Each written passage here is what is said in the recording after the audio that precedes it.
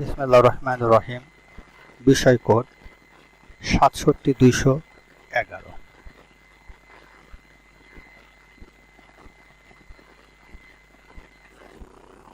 বিষয় refrigeration and air conditioning fundamentals.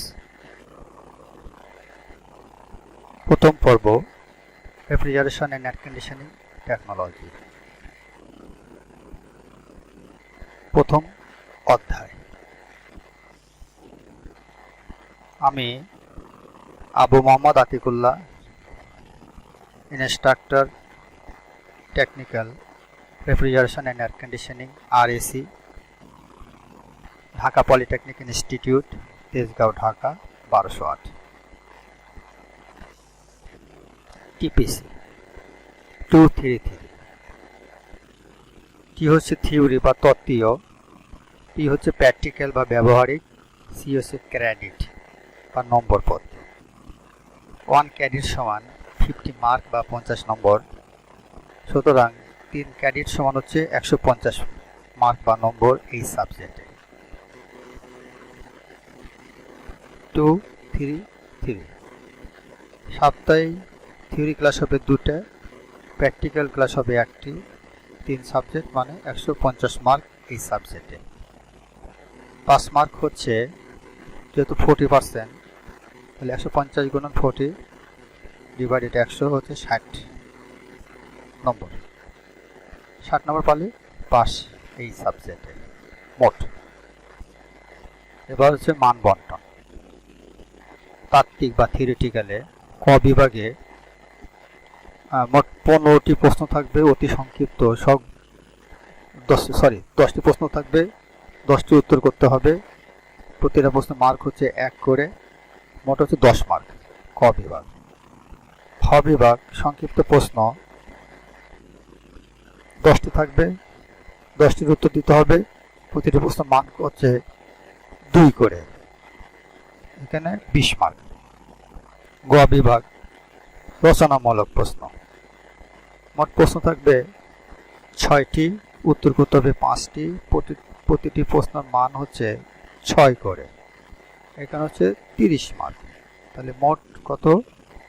10, 20, 30। 10, 20, 30 হচ্ছে 60 mark. মোট অধ্যায় হচ্ছে 7টি। প্রথম অধ্যায় রেফ্রিজারেশন অ্যান্ড এয়ার কন্ডিশনিং এর ইতিহাস ও মূলনীতি। দ্বিতীয় অধ্যায় থার্মোডায়নামিক্স সম্পর্কে ধারণা। তৃতীয় অধ্যায় রেফ্রিজারেশন পদ্ধতি। চতুর্থ অধ্যায় এয়ার কন্ডিশনিং পদ্ধতি। পঞ্চম অধ্যায় রেফ্রিজারেন্ট বা হিমায়ক, সাইকোমেট্রি। সপ্তম অধ্যায় রেফ্রিজারেশন অ্যান্ড এয়ার কন্ডিশনিং এর উন্নয়ন। এ হচ্ছে মোট 7টি অধ্যায় আছে এই সাবজেক্টে। রেফারেন্স বুকস কোন কোন বই আমাদের লাগবে? 1 নম্বর fundamentals of refrigeration, Billy C Langley. Modern refrigeration and air conditioning এর লেখক হচ্ছে অলথোস টংকুইস্ট অ্যান্ড ব্যাকট্রিসিয়ানো।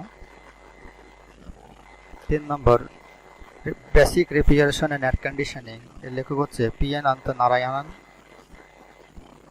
4 নম্বর a text book of refrigeration and air conditioning, লেখক হচ্ছে RS Khurmi and JK Gupta.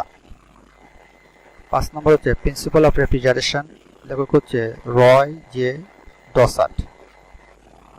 6 নম্বর ইন্ডাস্ট্রিয়াল রেফ্রিজারেশন হ্যান্ডবুক, লেখক হচ্ছে Wilbert F stoker. 7 number A course in refrigeration and air conditioning, লেখক হচ্ছে অরোরা দোমকান্দোয়ার। 8 নম্বর রেফ্রিজারেশন অ্যান্ড এয়ার কন্ডিশনিং, লেখক হচ্ছে মোহাম্মদ সোলাইমান। মোট 8টি বই দরকার এই সাবজেক্টটা কভার করার জন্য। Objectives: to provide the student with an opportunity to acquire fundamental knowledge and basic skill of refrigeration and air conditioning with special emphasis on fundamental জ্ঞান সম্পর্কে basic skill refrigeration air conditioning উপরে। Working procedure of refrigeration system, refrigeration সিস্টেমের কাজের পদ্ধতি সম্পর্কে। Working procedure of air conditioning system. এবার selecting and handling common tools, equipments and material of refrigeration and air conditioning works. এটা হচ্ছে আমাদের objectives. এরপর হচ্ছে শর্ট ডেসক্রিপশন বা বিষয়বস্তু সংক্ষেপে। History and principle of refrigeration and air conditioning, এটা আমাদের শর্ট ডেসক্রিপশন। এরপর thermodynamics applied to refrigeration and air conditioning, refrigeration and air conditioning system, refrigeration and air conditioning tools, equipment and material, refrigeration and air conditioning oil, psychrometry, development of refrigeration and air conditioning. এই হচ্ছে আমাদের short description. এরপরে আমাদের প্রথম অধ্যায় যেটা আছে G O বা general objectives 1, understand history and principle of refrigeration and air conditioning, refrigeration and air conditioning এর ইতিহাস ও মূলনীতি। এরপরে স্পেসিফিক অবজেক্টিভ বা S O 1.1, discuss the history of refrigeration and air conditioning, refrigeration and air conditioning এর ইতিহাস এর বর্ণনা। 1.2, state the principle of refrigeration এর মূলনীতি সম্পর্কে জানবো। 1.3, state the principle of air conditioning বা এসি। এই হচ্ছে আমাদের তিনটে স্পেসিফিক অবজেক্টিভস আছে এই অধ্যায়ের মধ্যে। এরপর আমাদের start S O 1.1, discuss the history of refrigeration and air conditioning, refrigeration and air conditioning এর ইতিহাস। কিভাবে রেফ্রিজারেশন চালু হচ্ছে বা শুরু হয়েছে আমরা দেখে নিই। 19বিংশ শতাব্দীর গোড়ার দিকে বিভিন্ন রাসায়নিক পদার্থ আবিষ্কৃত হবার এক পর্যায়ে বর্তমানে রেফ্রিজারেন্ট বা হিমায়ক আবিষ্কার হয়, যা রেফ্রিজারেশন বা হিমায়ন পদ্ধতির আবিষ্কারের পথ খুলে যায়। হিস্ট্রিটা আমরা একটু দেখে নিই। 1910 সালের প্রথম দিকে মেকানিক্যাল বা ভ্যাপার রেফ্রিজারেশন পদ্ধতি দেখা যায়। 1913 সালে জে.এম. লারসেন একটি হস্তচালিত ম্যানুয়ালি কম্প্রেসার যুক্ত রেফ্রিজারেশন যন্ত্র তৈরি করেন। 1918 সালে বৈদ্যুতিক মোটর চালিত ওপেন কম্প্রেসার যুক্ত আমেরিকার বাজারে কেলভিনেটর কোম্পানির নামে বের হয় 1918 সালে। 1920 সালের শেষের দিকে মেকানিক্যাল রেফ্রিজারেশন পদ্ধতিকে হিটিং পদ্ধতির সঙ্গে সংযোগ করে শীতকালীন বা গ্রীষ্মকালীন কুলার তৈরি করা হয়। 1927 সালে ইলেকট্রোলাক্স company automatic domestic absorption unit উপহার দিয়েছিলেন, যা অত্যন্ত দীর্ঘস্থায়ী। 1928 সালে সিল বা hermetic automatic refrigerator unit general electric চালানোর জন্য প্রয়োজনীয় বিদ্যুৎ শক্তির উপর নির্ভরতা কিভাবে কমানো যায় তা নিয়ে গবেষণা চলতে থাকে এবং মেকানিক্যাল বা অ্যাবজর্পশন রেফ্রিজারেশন পদ্ধতির আবিষ্কৃত হয়, যার অন্য নাম হলো মনিটর টপ। 1929 সাল পর্যন্ত রেফ্রিজারেশন পদ্ধতির ব্যবহার ছিল মূলত বরফ তৈরি, পানীয় ঠান্ডাকরণ এবং খাদ্যদ্রব্য সংরক্ষণের উপর সীমাবদ্ধ। 1930 সালের শেষের দিকে অটোমোবাইল এয়ার কন্ডিশনিং বা কার এসি গাড়ির মধ্যে অল্প প্রসার লাভ করে 1930 সাল থেকে। 1940 সালে বাস গিয়ে ব্যবহৃত ইউনিটগুলো হারমেটিক টাইপে রূপান্তরিত করা হয়। বড় বড় বাণিজ্যিক ক্ষেত্রে, খাদ্য সামগ্রী সংরক্ষণ এবং বড় বড় কুলিং প্লান্টে ব্যবহার করা হয়। এই হচ্ছে আমাদের রেফ্রিজারেশনের ইতিহাস। 40 সাল পর্যন্ত আমরা দেখালাম, এরপরে আরও আছে, পর্যন্ত আমরা আসবো। এখন আমরা দেখি যে প্রাথমিক যুগে রেফ্রিজারেশন পদ্ধতির প্রয়োগ ক্ষেত্র। প্রাথমিক অবস্থায় কীভাবে কোথায় প্রয়োগ হতে দেখি। প্রাচীন যুগে তুষার, বরফ, ঠান্ডা বাষ্প, ঝর্ণা, গুহা এবং ভূগর্ভস্থ ঘর ইত্যাদি খাদ্য শীতলীকরণে ব্যবহৃত হতো। রেফ্রিজারেশন গরম আবহাওয়ায় মাছ এবং মাংস লবণ মিশ্রিত করে অথবা ধোঁয়াচ্ছন্ন করে সংরক্ষণ করা হতো অনেক আগে প্রাথমিক যুগে। এরপরে খ্রিস্টপূর্বে 1000 অব্দে চীনারা বরফ কাটতো এবং জমা রাখত। খ্রিস্টপূর্ব 1000 সালেরও আগে। এরপরে খ্রিস্টপূর্ব 500 অব্দের কাছাকাছি সময়ে মিশরীয়রা এবং ভারতীয়রা ইথেন বেষ্টিত পাত্রে পানি রেখে বরফ তৈরি করত এবং এই পাত্রকে সিক্ত রাখত। মিথেন থেকে তারা কাজ করত। হিব্রু, গ্রিস এবং রোমানরা গর্ত খুঁড়ে মাটির ভিতরে স্টোরেজের মতো করে বড় আকারের বরফ কেটে খড়কুটা দ্বারা আস্তরিত করে জমা রাখত। ভারতে ইভাপোরেটিভ কুলিং ব্যবহৃত হতো। প্রথম ইভাপোরেটিভ কুলিং হতো ভারতে।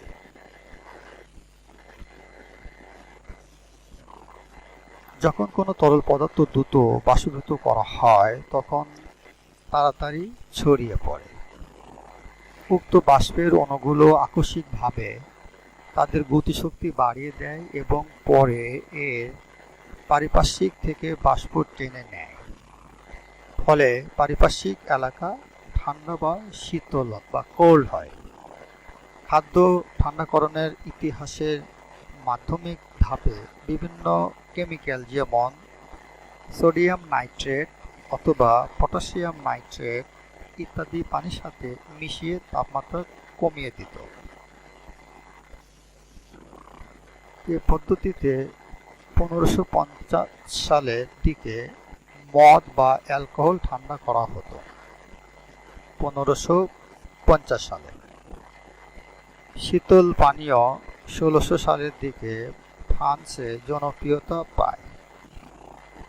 রাত্রিকালীন পানি ঠান্ডাকরণের পরিবর্তে লোকজন লম্বা গলাওয়ালা বোতল পানিতে ঘোরাতো, ফলে যবক্ষার বা পটাশিয়াম নাইট্রেট দ্রবীভূত হতো। এই দ্রবণ খুব নিম্ন তাপমাত্রা বা লো টেম্পারেচার উৎপাদনের জন্য এবং বরফ প্রস্তুতকরণের জন্য ব্যবহৃত হতো।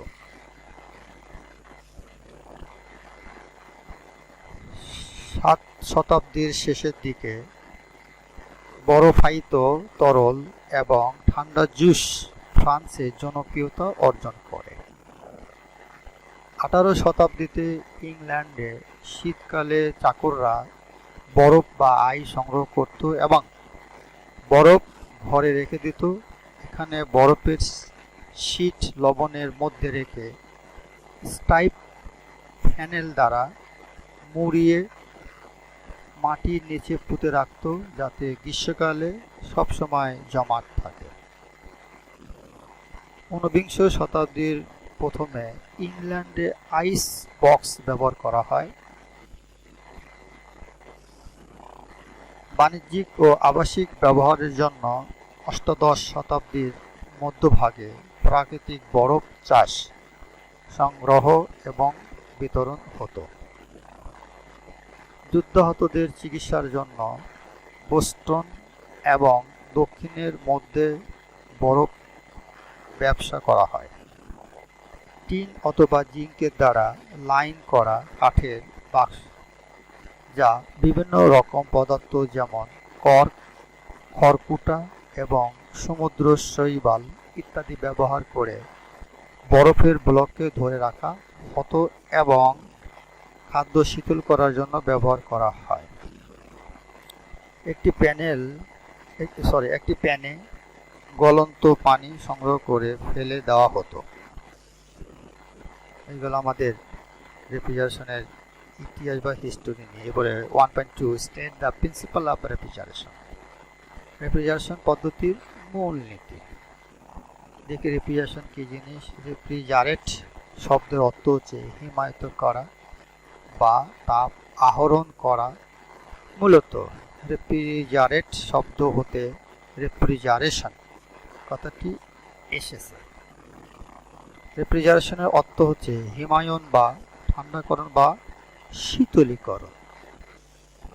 তাহলে রেফ্রিজারেশন বলতে আমরা বুঝি কোনো বাহ্যিক শক্তি প্রয়োগ দ্বারা বায়ু বা পানির মাধ্যমে কোনো স্থান, প্রকোষ্ঠ, খাদ্য সামগ্রী প্রভৃতি তাপ উৎপাদনকারী উৎস হতে তাপ শোষণ করে অপেক্ষাকৃত নিম্ন তাপমাত্রায় আনয়ন করার পদ্ধতিকে রেফ্রিজারেশন বা হিমায়ন পদ্ধতি বলে।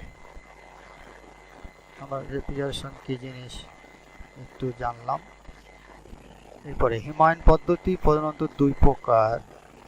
এক নম্বর হচ্ছে প্রত্যক্ষ বা ডাইরেক্ট রেফ্রিজারেশন পদ্ধতি ও পরোক্ষ বা ইনডাইরেক্ট রেফ্রিজারেশন পদ্ধতি।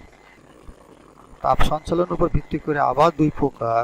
একটা হচ্ছে পরিচলন বা কনভেকশন রেফ্রিজারেশন পদ্ধতি, আর হচ্ছে পরিবহন বা কন্ডাকশন রেফ্রিজারেশন পদ্ধতি। এই হচ্ছে আমাদের চার ধরনের হিমায়ন পদ্ধতি আছে। একটা হচ্ছে direct, indirect, convection and conduction refrigeration system.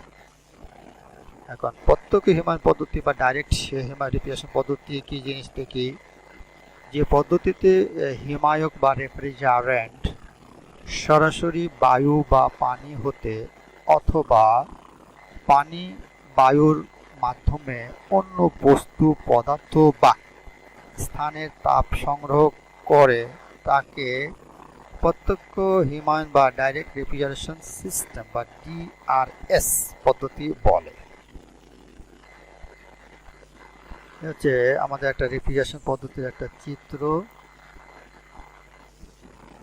এরপর হচ্ছে ইনডাইরেক্ট বা পরোক্ষ হিমায়ন পদ্ধতি হলো যে হিমায়ন বা রেফ্রিজারেশন সিস্টেমে পরোক্ষভাবে বায়ু বা পানি হতে অথবা পানি বায়ুর মাধ্যমে অন্য বস্তু, পদার্থ বা স্থানের বা প্রকোষ্ঠ হতে হিমায়ক বা রেফ্রিজারেন্ট পরোক্ষভাবে অনুঘটকের মাধ্যমে তাপ শোষণ করলে তাকে পরোক্ষ হিমায়ন পদ্ধতি বা ইনডাইরেক্ট রেফ্রিজারেশন সিস্টেম বা আইআরএস বলে।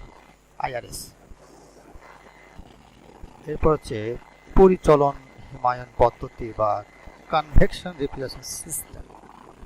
এই পদ্ধতিতে হিমায়ক বায়বীয় বা তরল পদার্থের মাধ্যমে তাপ শোষণ করে হিমায়ন প্রক্রিয়া সম্পন্ন করে।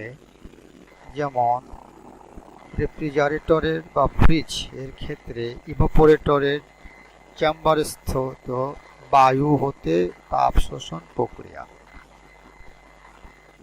এই হচ্ছে আমাদের একটা অ্যামোনিয়া অ্যাবজর্পশন রেফ্রিজারেশন সিস্টেম। এরপর হচ্ছে পরিবহন বা কন্ডাকশন রেফ্রিজারেশন সিস্টেম। এই পদ্ধতিতে সাধারণত কঠিন পদার্থের মাধ্যমে তাপ সঞ্চালিত হয়ে হিমায়ন বা রেফ্রিজারেশন প্রক্রিয়া সম্পন্ন হয়। যেমন থার্মোইলেকট্রিক রেফ্রিজারেশন সিস্টেম। এই হচ্ছে আমাদের থার্মোইলেকট্রিক রেফ্রিজারেশনের পদ্ধতি। পিএনপি জাংশন ডিসিতে এটা চলে। এরপর লাস্ট হচ্ছে আমাদের 1.3 state the principle of air conditioning. Air conditioning পদ্ধতির মূলনীতি। এয়ার কন্ডিশনিং জিনিসটা কি আমরা একটু জেনে নেই। এয়ার কন্ডিশনিং বা শীতাতপ নিয়ন্ত্রণ বা আরামদায়ককরণ বলতে আমরা সাধারণত বুঝি কোনো আবদ্ধ স্থানের বাতাসের তাপমাত্রা বা টেম্পারেচার, 2 নম্বর আর্দ্রতা বা হিউমিডিটি, 3 নম্বর গতি বা বেগ বা ভেলোসিটি এবং বিশুদ্ধতা বা পিউরিটি, আরও অনেক আছে, ইত্যাদি নিয়ন্ত্রণ করে আরামপ্রদ করা হয় তাকেই এয়ার কন্ডিশনিং বা এসি বলে। এটি মূলত হিটিং এবং কুলিং পদ্ধতি সমন্বয়ে গঠিত। এয়ার কন্ডিশন দুটো পার্ট আছে, একটা ইনসাইড একটা আউটসাইড। ইনসাইডে ঠান্ডা, আউটসাইডে গরম হবে। এটা হচ্ছে আমাদের এয়ার কন্ডিশনিং একটা চিত্র আমরা দেখি। এরপরে এয়ার কন্ডিশনার হলো নিম্নলিখিত কাজ করে থাকে, সেগুলো হচ্ছে বাতাসের তাপমাত্রা নিয়ন্ত্রণ করে, বাতাসে আর্দ্রতা নিয়ন্ত্রণ করে, কক্ষের বাতাস সঞ্চালন করে, বাতাস রোগমুক্ত করে, কর্মজীবন আরামদায়ক করে, বাতাস পরিষ্কার করে, এরপরে সুস্বাস্থ্যকরণ ইত্যাদি করে থাকে এয়ার কন্ডিশনার।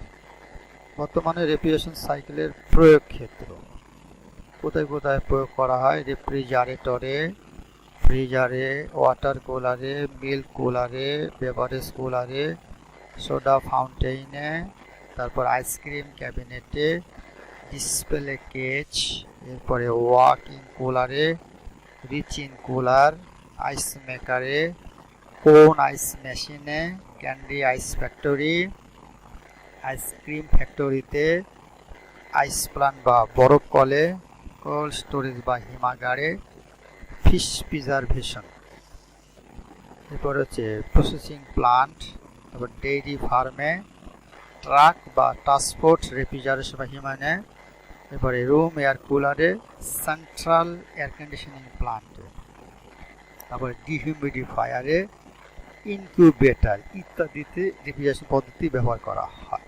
আরও আছে, অনেক আছে, আপাতত এই কয়টি আছে এখানে মনে রাখতে হবে। বাংলাদেশে হিমায়ন প্রযুক্তির দক্ষ জনশক্তি বিভিন্ন কর্মক্ষেত্র, দক্ষ জনশক্তি কোথায় কোথায় কাজ করবে, এটা খুব ইম্পর্টেন্ট। এটা একটু আমরা দেখিনি, কোথায় কোথায় দক্ষ জনশক্তি দরকার বা কাজ করে। এখন বলছি হিমাগার বা কোল্ড স্টোরেজে, আইস ফ্যাক্টরিতে, আইসক্রিম ফ্যাক্টরিতে, ফিশ প্রিজারভেশন ও প্রসেসিং প্লান্টে, ডেইরি ফার্মে, রাসায়নিক দ্রব্য সংরক্ষণে, সিগারেট, কেমিক্যাল, রাবার, সাবান, পাউডার এবং প্রসাধনী কারখানায়, এরপরে পাট ও সুতা কলে, ইলেকট্রনিক্স মালামাল ও সুবিধি যন্ত্রপাতি সংরক্ষণে, এরপরে হচ্ছে শীতাতপ নিয়ন্ত্রিত অডিটোরিয়াম, সিনেমা হলে, বহুতল বিশিষ্ট বাণিজ্যিক ভবন যেমন হাসপাতাল, ব্যাংক, রেডিও অ্যান্ড টিভি সেন্টারে, সংসদ ভবন ইত্যাদিতে এখানে দক্ষ জনবল কাজ করে রেফ্রিজারেশন এয়ার কন্ডিশনিং এর। এসব জায়গায় অনেকে কাজ করতে হবে, কাজ করতেছে অলরেডি, তাহলে তো ওখানে তো এমনি চলবে না। কোনো প্রশ্ন থাকলে আমি কোশ্চিন। এবার আমাদের একটু বাড়ির কাজ দেখি। প্রথম অধ্যায় রেফ্রিজারেশন এন্ড এয়ার কন্ডিশনিং এর ইতিহাস উল্লেখ করো। 2 নম্বর হচ্ছে রেফ্রিজারেশন পদ্ধতির মূলনীতি লিখো, এয়ার কন্ডিশনিং পদ্ধতির মূলনীতি লিখো। এইগুলো আমাদের শেষ বাড়ির কাজ। ধন্যবাদ সকলকে। Thank you for all.